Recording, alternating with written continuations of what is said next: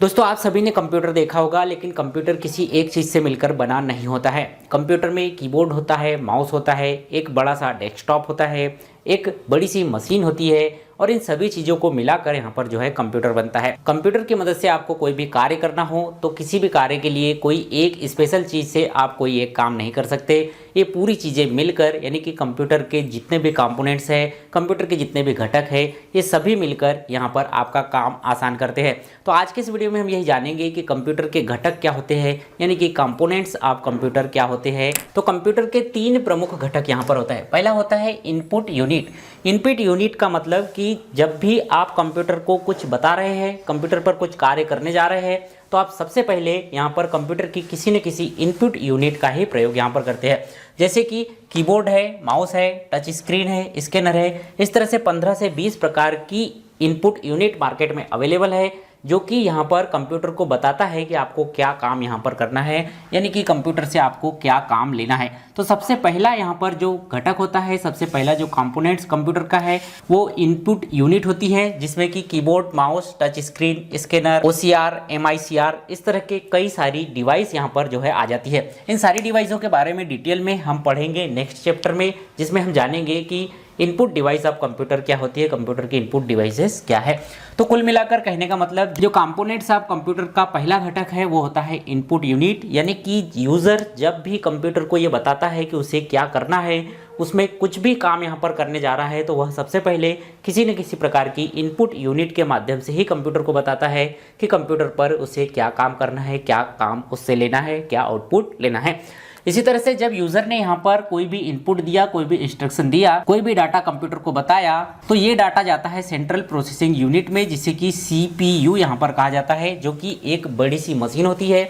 यानी कि दिए गए डाटा पर यहाँ पर जो है प्रोसेसिंग होती है, इसे सेंट्रल प्रोसेसिंग यूनिट यानी कि CPU यहाँ पर जो है कहा जाता है।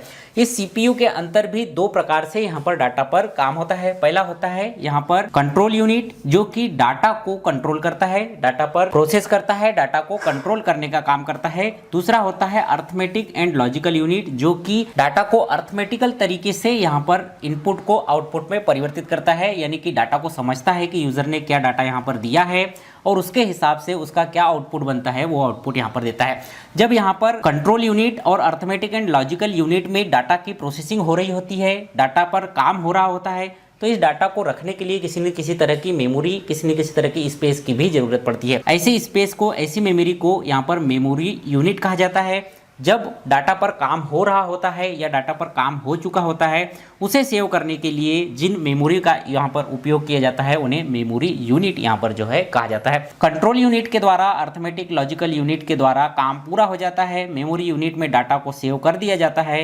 इसके बाद यूजर को आउटपुट यहाँ पर दिखा दिया जाता है। यानी कि तीसरा जो प्रमुख घटक है वो यहाँ पर आउटपुट यूनिट होता है। ये आउटपुट यूनिट यूजर को उसने जो इनपुट दिया था, उस पर जो कंप्यूटर ने काम किया है उसका आउटपुट दिखाता है, यानी कि उसका रिजल्ट दिखाता है, जो कि डेस्कटॉप, CPU, LCD, LED यहाँ पर हो सकता है, या प्रिंटर के रूप में प्रिंट आउट हो सकता है, या कोई प्रोजेक्टर हो सकता है जिस पर कि आपको यहाँ पर आउटपुट दिख रहा हो। जैसे एक एग्जाम्पल के तौर पर यहाँ पर समझते हैं कि किसी यूजर को 2+2 यहाँ पर करना है, यानी कि जानना है कि 2+2 = से कितना होता है, तो उसे 2+2 कितना होता है ये इनपुट करने के लिए किसी तरह की इनपुट डिवाइस का प्रयोग करना होगा, चाहे वह माउस से इनपुट करे, कीबोर्ड से इनपुट करे या टच स्क्रीन से इनपुट करे। इस तरह से किसी एक इनपुट डिवाइस के सहारे से उसे कंप्यूटर को ये बताना होगा कि मैं जानना चाहता हूँ कि 2+2 = कितना होता है।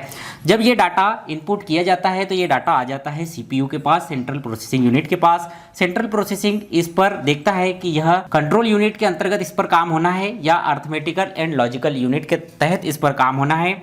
जिस भी तरीके का डाटा है उस तरह से इस डाटा पर प्रोसेसिंग होती है, और जब इसका रिजल्ट 2+2 = से 4 आता है तो इसे मेमोरी यूनिट में यहाँ पर जो है सेव कर दिया जाता है। जब मेमोरी यूनिट में इसका रिजल्ट सेव किया जाता है, इसके बाद इसे डिस्प्ले किया जाता है आउटपुट यूनिट के तहत, यानी कि इसे आप मॉनिटर पर देख पाते हैं, या चाहे तो आप इसका प्रिंट आउट निकाल सकते हैं, चाहे तो आप LCD, LED का यूज़ कर रहे हैं उसमें देख सकते हैं, या प्रोजेक्टर का यूज़ कर रहे हैं तो उस पर देख सकते हैं। कुल मिलाकर कंप्यूटर को आपने कोई भी इंस्ट्रक्शन दिया, कोई भी काम करने के लिए दिया, वो आप इनपुट यूनिट के माध्यम से देंगे। जो इनपुट यूनिट के माध्यम से आपने डाटा दिया है उस पर काम यहाँ पर सेंट्रल प्रोसेसिंग यूनिट में होगा। और जब सेंट्रल प्रोसेसिंग यूनिट में उस डाटा पर पूरा काम हो जाता है, रिजल्ट बन के तैयार हो जाता है, तो ये रिजल्ट आपको डिस्प्ले कराता है आउटपुट यूनिट के माध्यम से। इस तरह से कंपोनेंट्स ऑफ कंप्यूटर यानी कि कंप्यूटर के 3 प्रमुख घटक कुछ इस तरह से होते हैं। सो आई होप आज के इस वीडियो में दी गई इन्फॉर्मेशन आपको पसंद आई होगी और कंपोनेंट्स ऑफ कंप्यूटर के बारे में आपको जानकारी मिल गई होगी। ये वीडियो, ये जानकारी आपको अच्छी लगी हो तो वीडियो को लाइक कीजिए, अपने सभी दोस्तों के साथ शेयर कीजिए। मिलते हैं आपसे अगले वीडियो में किसी जानकारी के साथ, तब तक के लिए बने रहिएगा शेष के साथ।